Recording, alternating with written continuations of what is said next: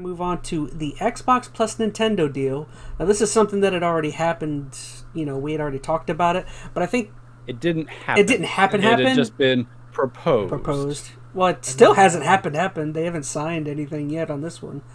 But this is official now. This is official. It literally says signed. Like they I guess it does say binding contract. I guess that is pretty definitive.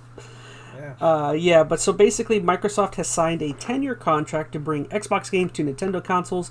The binding contract promises to drop Xbox games like Activision and Call of Duty onto Nintendo hardware at the same time that they hit consoles. Just a couple of the things that Phil Spencer had said. He said that Valve's PC-based storefront Steam would also continue getting Activision Blizzard titles. And also he said that they have signed a 10-year agreement with NVIDIA that will allow GeForce Now players to stream PC games as well as Activision Blizzard PC titles, including COD, following the acquisition. So, what do you guys think about this news? What kind of message do you think they're trying to send the people opposing this acquisition? You go first, Metal. Oh boy.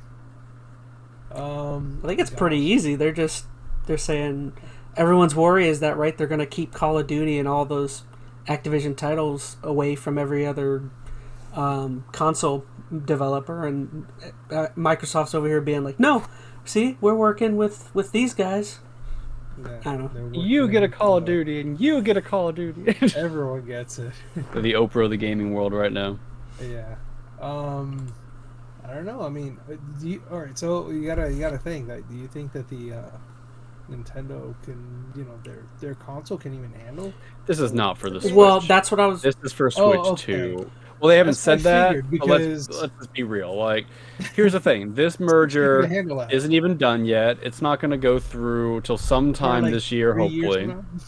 It will be probably when we start seeing the games, right? Like, I don't think we're going to see this really come to fruition for Nintendo for a couple of years. At least not for, I think, what people are expecting, where this Call of Duty is just like, full-fledged on the system dish. They need more power.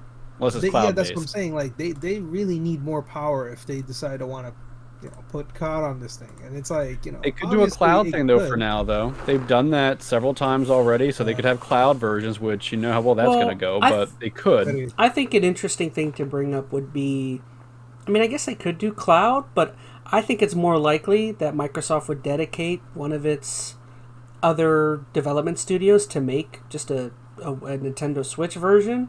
And then if you go into that route, you would have to start wondering, well, who exactly does Microsoft get to make that? Like, who would want to take on... I don't think that's how it's going to work. I don't think they're going to have, it's going to be a cloud version? Well, no. Well, okay. It could be a cloud version. I don't think they're going to have a different studio to just make a whole different version. I mean, they could, outsource it and, have a I think that's that's the cheapest route would be to outsource to a smaller studio. I don't think they're going to be able to do that, well. Like, the Switch at this point is so low. It was low-powered when it came out, right? And now it's competing with modern day, when I say modern day, but, PS5, Xbox X levels of power. Mm-hmm. It's not going to be able to run the newest Call of Duty, even at a lower ported resolution. Like, I just don't see it feasible. The space it's going to take up to even run the game. Like, the games right now are hundreds of gigabytes, and Switch is making you put everything on a little card. So there's some, just physical limitations of that system. So I don't know exactly what they're going to do in the meantime. This is a long-term deal, though. This is really, I think, focusing on next-gen Switch stuff. I tell you what I actually find more interesting in this than the Call of Duty. By the time the 10-year partnership is over, the acquisition would have finally gone through at this rate. Maybe. So it's like... This doesn't actually say, too, when the 10-year starts. This could be, we've signed a 10-year agreement starting in 2024. We don't know these details. Maybe I'm wrong and it's in there and I'm just being dumb, but I didn't see that. What I was saying, though, what I find interesting about this, or almost more exciting, is not so much, Call of Duty is going to end up on the Switch. Xbox games. Gears of War, is that going to end up on the Switch? We're going to see some Halo on Switch too? I don't know. That's interesting. Forza, Blitz would be going crazy if he knew he could take Forza in his pocket. So I guess you kind of can with xCloud, but... I think Microsoft... Now that's actually... Microsoft would throw them their crappy mascots. That Banjo knockoff game that got made. What was that character? Well, here's a thought. So they've said they're going to bring Xbox games and Call of Duty to Switch. They haven't said how. And here's the thing: this could just be, hey, now on the Switch you can download the Xbox Cloud app. Yeah, you can get Game Pass on it. That would be pretty awesome. I mean, I think that would be pretty sweet to have a dedicated handheld Game Pass device. Like a lot of people use the Steam Deck for that right now. They just boot it up into Windows mode and they can go ahead and have a Game Pass device. So maybe that's the route they'll go at some level. I don't know. Interesting. I think have all the cloud storage and download all your games and play your games from your Xbox to Nintendo. That would be pretty sweet. I think once again these two announcements are just like Microsoft just being like, listen, shoving it in Sony's face. Yeah, you guys, all of you that are opposing the deal, everyone thinks we're gonna, take our reward and go home, but it's like, no, we're playing good with Nintendo, and we're also playing good with GE Force now.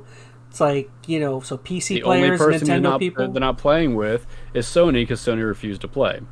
So, do you think this is the end of the Sony's case for this now, or do they still have some ground to stand on? Where do you think this puts this acquisition? Is it more sure-footed at this point, or?